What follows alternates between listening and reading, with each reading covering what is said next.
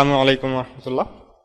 فیض بھائی، آپ کا لیکچر میلاد کی حقیقت وہ سنا تھا میں نے، جیسا کہ سنت سے ثابت نہیں بتایا، اور بلکہ ڈاکٹر بلال فلپس کا سنا میں نے ابھی، کہ بلکہ یہ ثواب ہے کہ نہ منایا جائے، کیونکہ وہ سنت ترکیہ اور سنت فعلیہ.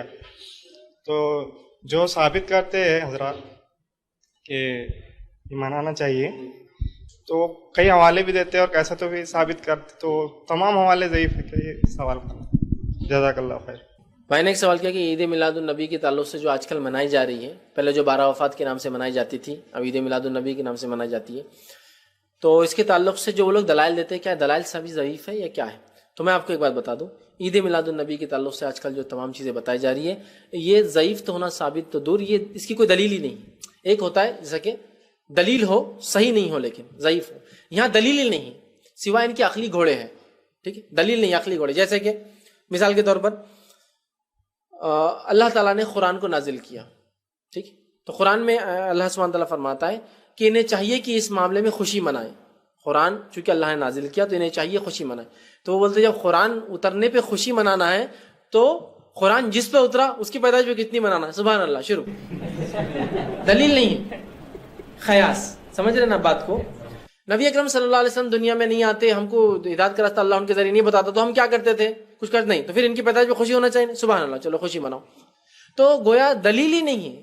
ٹھیک ہے، اب میں کہتا ہوں بہت سی بار ہوتا ہے لوگ دلیل پیش کرتے اور خوی دکھتا، ارے بہت مضبوط دکھ رہی ہے دلیل، تو قرآن سے ثابت کر دے رہے، کوئی حدیثوں سے ثابت کر دے رہے، ہے نا. جیسے کہ ایک صاحب ہے، وہ بہت بڑے علامہ، اللہ رحم کرے، انہوں نے حدیث سے ثابت کیا کہ ابن عباس، بخاری کی روایت ہے لیکن یہ حدیث نہیں ہے، ابن عباس کا قول رضی، ابن عباس رضی اللہ فرماتے ہیں کہ میں نے ایک خواب دیکھا، اور خواب میں اپنے چچا کو دیکھا، ابو لہب کو.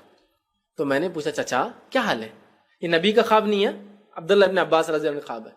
کیا حال ہے چچا تمہارا؟ کیا ہوا تمہارا؟ خواب کی بات ہو رہی ہے، وہ بھی نبی نہیں، غیر نبی کا خواب. کیا ہو رہا ہے؟ جہنم میں کیا ہوا تمہارے ساتھ؟ تو کہا دنیا میں تو رفاقت نہیں تھا، یہاں بھی کوئی ڈھیل نہیں ملی، بہت تکلیف ہو. تو کہا پھر؟ لیکن بولے ایک دن مجھے ڈھیل مل جاتی ہے. تو کہا کب مل جاتی ہے تمہیں ڈھیل؟ تو کہا مجھے پیر کے دن ڈھیل دے دی جاتی ہے، اس لیے کہ اس دن میں نے نبی اکرم صلی اللہ علیہ وسلم پیدا ہوئے تھے تو ایک لونڈی کو آزاد کیا تھا، تو جو ہے مجھے ڈھیل دے دی جاتی ہے. ٹھیک ہے، تو آپ دیکھیے یہ علامہ کیا بول رہے ہیں. جب ابو لہب کو جہنم میں نبی کے پیدائش پہ لونڈی آزاد کرنے پہ ڈھیل مل سکتی ہے، تو عید میلاد النبی منانے والوں کو تو جہنم حرامی ہو جائیں گے. سبحان اللہ، سب نعرے لگانا شروع. تو یہ سنت نبوی ہے یا سنت لہبی ہے؟ ہم کس کو مانتے؟ کس کی سنت کو مانتے؟ ابو لہب کی سنت کو مانتے؟ اور کیا ہم بھی چاہتے کہ پیر کے دن ہم کو ڈھیل مل جانا، خالی 12 ربیع الاول کے دن اللہ تعالیٰ دیتے جہنم سے آزاد، اور باقی 354 دن کو پھٹ کے پڑے جہنم کے؟ چونکہ ابو لہب کو کیا ہو رہا تھا، ایک دن ڈھیل مل رہی تھی.